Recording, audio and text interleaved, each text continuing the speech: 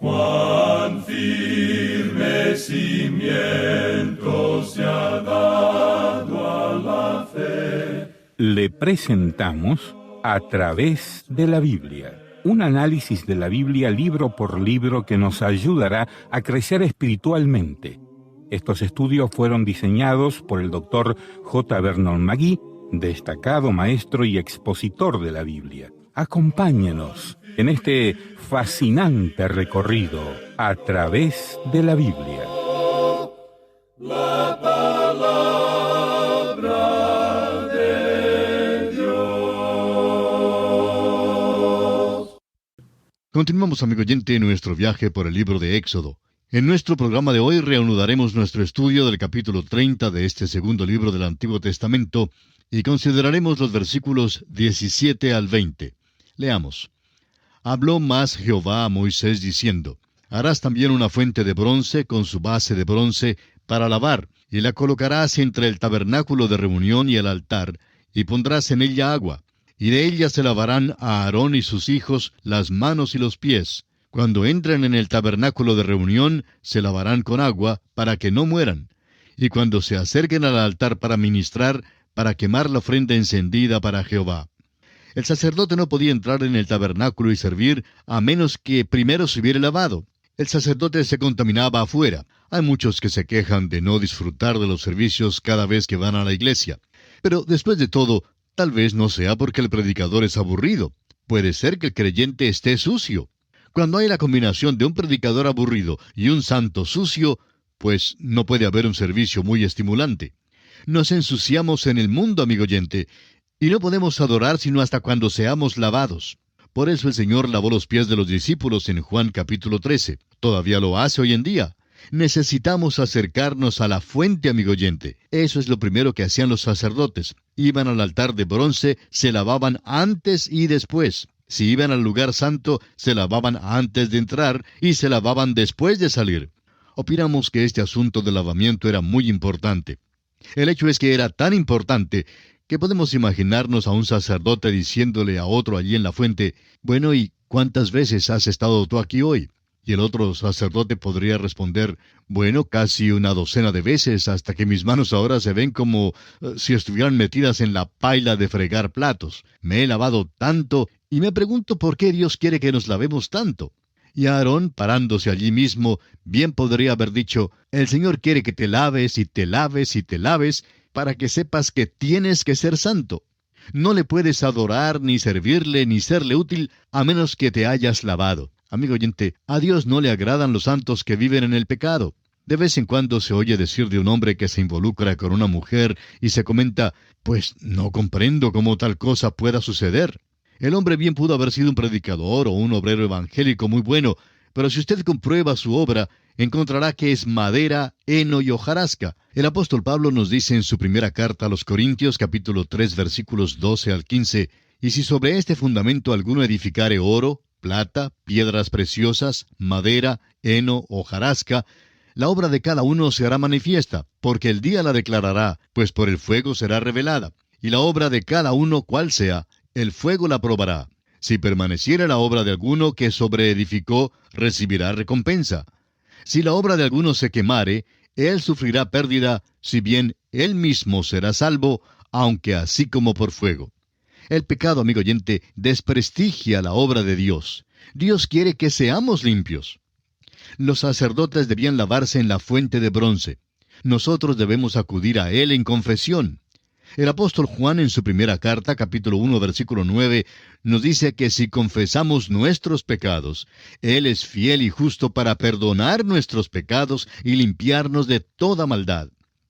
Esta fuente de bronce describe nuestra santificación. Debemos lavarnos si vamos a servir a Dios. Debemos lavarnos si es que queremos ser usados por Dios. Tenemos que estar limpios. Nuestras vestiduras deben llevar la fragancia como el incienso fragante y nuestros cuerpos deben ser lavados con agua pura. El agua pura es la palabra de Dios. Ahora la fuente era hecha de bronce. Las mujeres habían ofrendado sus espejos de bronce muy pulidos para hacer la fuente. No tenían espejos de vidrio en aquel entonces. Los espejos revelaban lo sucio, es decir, el pecado, y ese era el propósito de la fuente. La fuente limpiaba al sacerdote y así la fuente describe la palabra de Dios. La Biblia es un espejo y cuando la miramos revela nuestro pecado. Luego debemos confesar ese pecado y limpiarlo. Ahora usted no confiesa públicamente su pecado.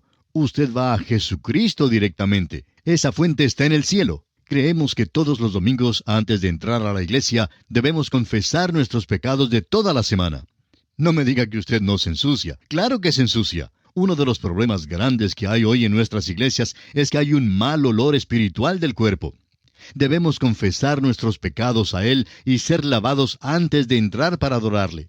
Dios no acepta la adoración sino hasta cuando se eleva de un corazón limpio, ni aceptará servicio excepto que se haga de un corazón limpio. Y pasamos a considerar ahora el aceite de la unción santa. Leamos los versículos 25 hasta la primera parte del versículo 27 de Éxodo 30. Dice así: Y harás de ello el aceite de la santa unción, superior ungüento, según el arte del perfumador, será el aceite de la unción santa. Con él ungirás el tabernáculo de reunión, el arca del testimonio, la mesa con todos sus utensilios. Y pasando ahora al versículo 30 leemos: Ungirás también a Aarón y a sus hijos, y los consagrarás para que sean mis sacerdotes. Usted y yo, amigo oyente, necesitamos ser ungidos. Ahora, ¿cuál es esa unción? Es la unción del Espíritu Santo. Tenemos una unción que nos capacita para entender la palabra de Dios. Por eso la Biblia está haciéndose realidad en tanta gente hoy en día por medio de la radio, de la televisión, de la página impresa y el púlpito. El Espíritu de Dios usa la palabra de Dios y solo el Espíritu Santo le puede ungir. Usted no tiene que ir a algún hombre y dejar que él le eche aceite. Es posible ir a Dios ahora mismo y decirle: Dios mío, abre mi corazón y mente y vida para que yo entienda tu palabra. Pídale una unción. El apóstol Juan en su primera carta, capítulo 2, versículo 20, dice: Pero vosotros tenéis la unción del Santo y conocéis todas las cosas. Luego en el versículo 27 sigue diciendo: Pero la unción que vosotros recibisteis de Él permanece en vosotros, y no tenéis necesidad de que nadie os enseñe, así como la unción misma os enseña todas las cosas, y es verdadera y no es mentira, según ella os ha enseñado, permaneced en Él. El Espíritu Santo es quien puede abrir su mente y su corazón, amigo oyente, cuando usted se esfuerce ante Dios por entender su palabra. ¡Qué bendición le traerá a su corazón! Hay muchos hoy en día que preguntan: bueno, ¿y de qué se trata la vida? ¿O qué haré yo el día de hoy? Amigo oyente, pídale a Dios que el Espíritu Santo haga la palabra de Dios real a su corazón y tendrá un verdadero gozo. Pasamos ahora a los versículos 35 y 36 de Éxodo 30 para considerar el incienso. Y harás de ello el incienso, un perfume según el arte del perfumador, bien mezclado, puro y santo.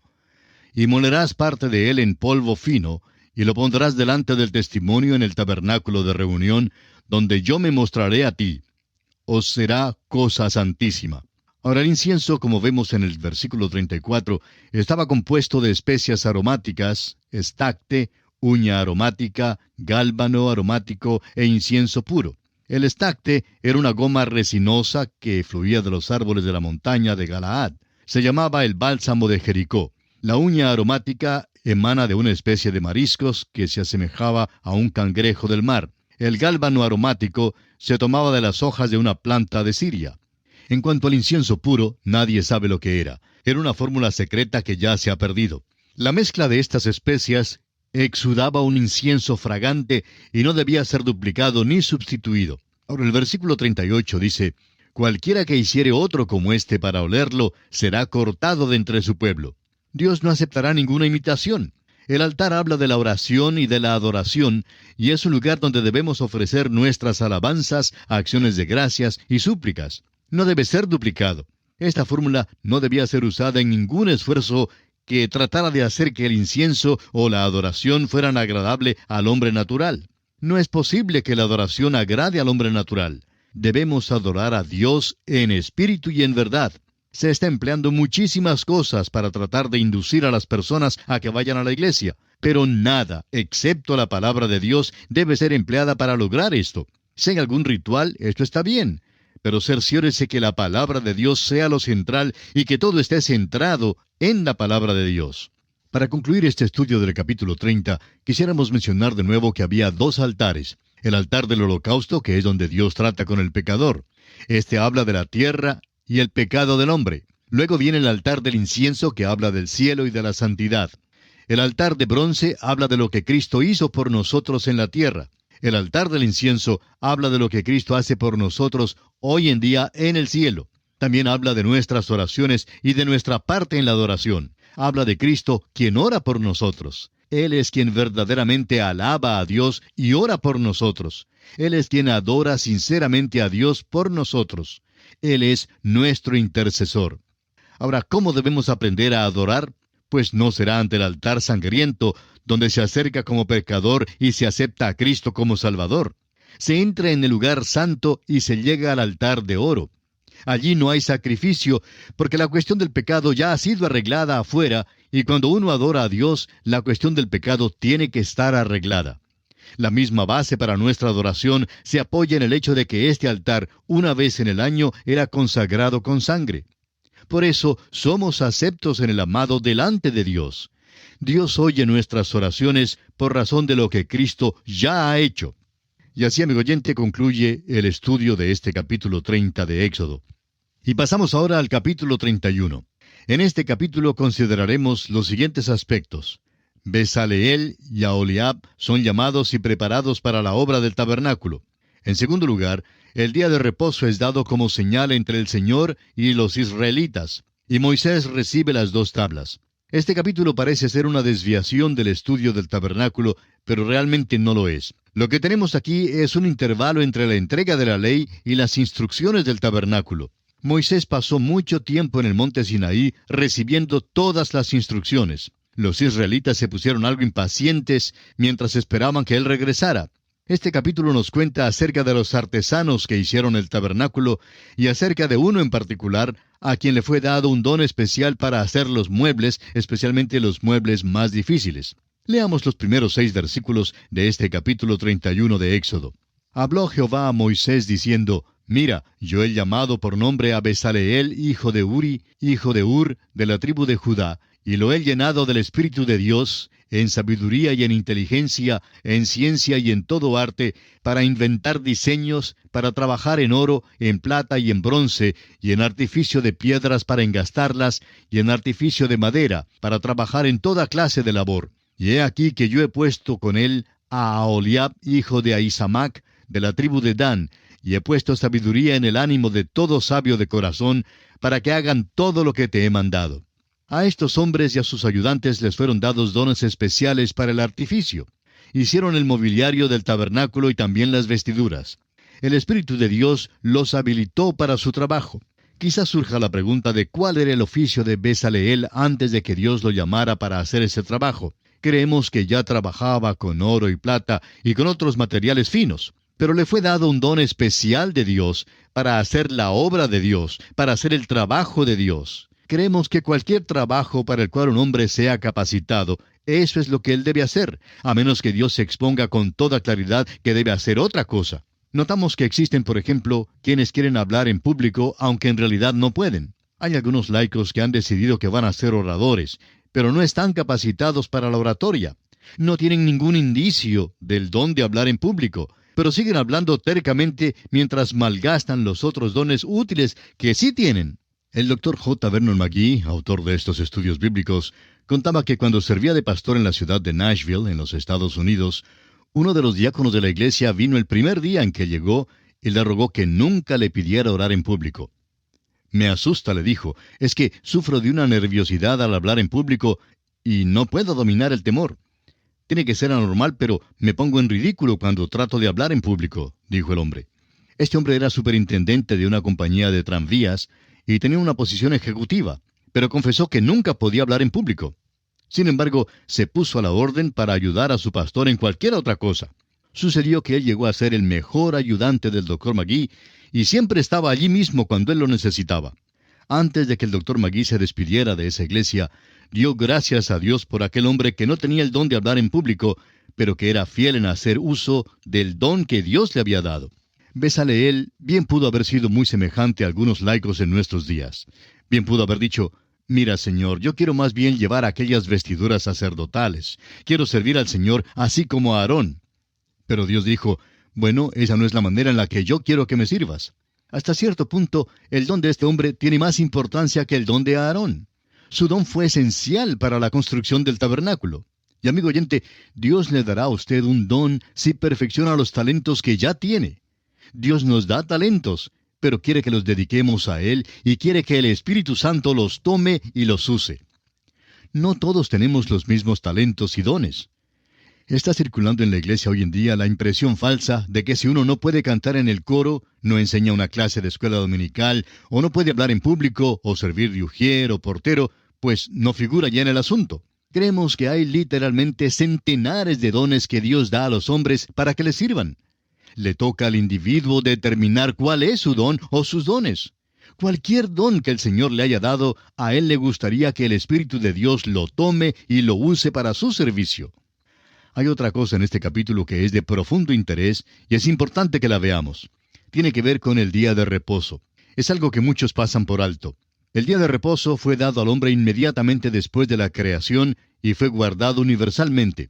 Claro que fue pervertido y cambiado por los hombres. Cuando llegamos al sistema mosaico, notamos que Dios hizo de este asunto del día de reposo uno de los 10 mandamientos dado a los israelitas.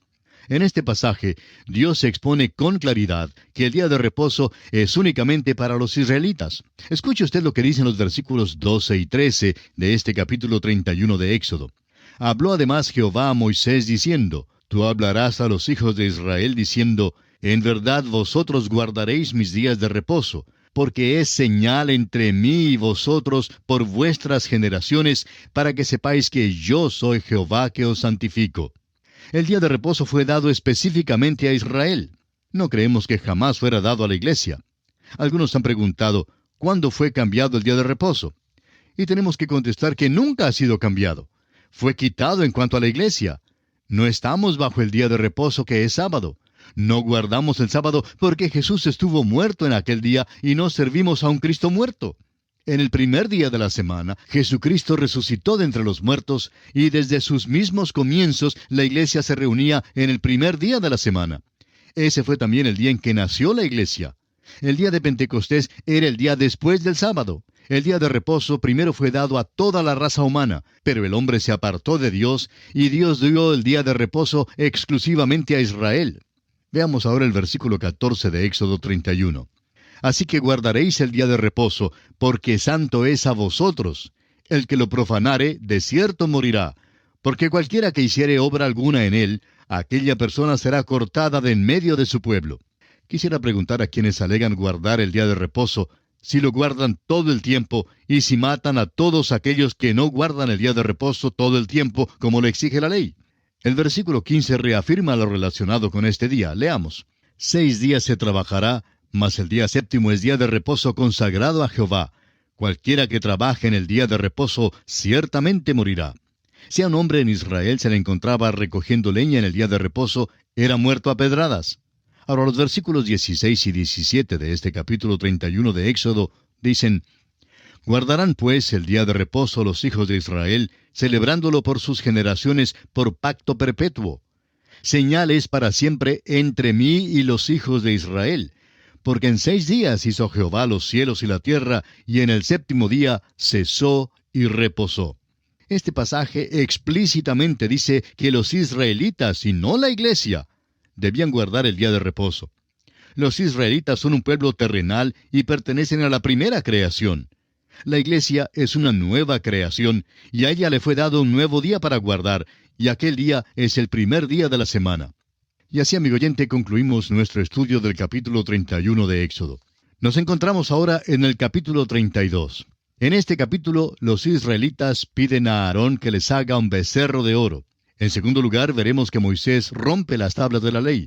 Y en último lugar, los idólatras son ejecutados y Moisés ora por el pueblo.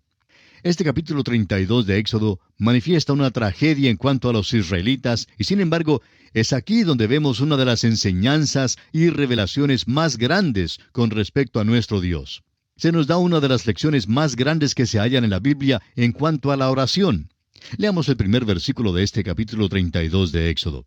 Viendo el pueblo que Moisés tardaba en descender del monte, se acercaron entonces a Aarón y le dijeron, «Levántate, haznos dioses que vayan delante de nosotros, porque a este Moisés, el varón que nos sacó de la tierra de Egipto, no sabemos qué le haya acontecido». El pueblo creía que Moisés se había ido o que había muerto. Como él se había ido, querían entonces hacer unos ídolos o dioses que les guiarían en su marcha por el desierto. Inmediatamente estaban listos a meterse en la idolatría. Uno creería que Aarón, siendo el sumo sacerdote, trataría de detenerlos. Pero no fue así. No los detuvo. Aarón acompañó a este pueblo liberal que quería volver a su idolatría. Leamos ahora el versículo 2 de Éxodo capítulo 32. Y Aarón les dijo, «Apartad los zarcillos de oro que están en las orejas de vuestras mujeres, de vuestros hijos y de vuestras hijas, y traédmelos». ¿Sabía usted que en aquel entonces los zarcillos eran señal de idolatría?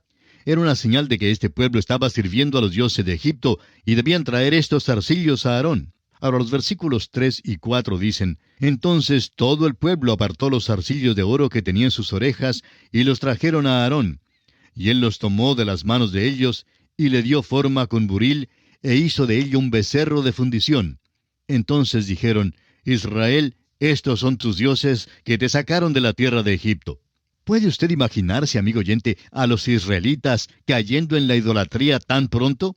Sería realmente asombroso si no fuera por el hecho de que hemos observado a la iglesia caer en una apostasía que nunca jamás soñábamos ver. Ahora el versículo 6 dice, «Y al día siguiente madrugaron y ofrecieron holocaustos y presentaron ofrendas de paz. Y se sentó el pueblo a comer y a beber y se levantó a regocijarse». Aquí estaba involucrada la inmoralidad grasa. Ya se habían apartado de Dios después de decir que guardarían todos sus mandamientos. Como usted bien puede ver, no estaban guardando ninguno de los mandamientos. Durante todo este tiempo, Moisés estaba en el monte recibiendo la ley y las instrucciones y el dibujo para el tabernáculo. Y ellos abajo, impacientes, ya se habían apartado de Dios y habían erigido un ídolo al cual estaban ofreciendo holocaustos y sacrificios, diciendo que ese era el Dios o los dioses que les habían sacado de la tierra de Egipto. Una inmoralidad grasa. Bien, amigo oyente, nuestro tiempo se ha agotado por esta oportunidad. Continuaremos considerando este capítulo 32 de Éxodo, Dios mediante, en nuestro próximo programa. Será pues, hasta entonces, que el Señor le bendiga, es nuestra ferviente oración. Hemos llegado al final por el día de hoy. Díganos, ¿fue de ayuda para usted el estudio de hoy? ¿Desea enviarnos algún comentario acerca de lo que ha estado escuchando? Entonces escríbanos, no espere más. Si desea recibir las notas y bosquejos de lo que estamos estudiando, suscríbase gratis en nuestra página en internet a través de la Biblia.org/notas. A través de la Biblia.org/notas. Si desea escuchar nuevamente el programa o si se perdió alguno de ellos, visite a través de la Biblia.org. Repito, a través de la Biblia.org o escriba al correo electrónico atv@transmundial.org. atv@transmundial.org. A través de la Biblia.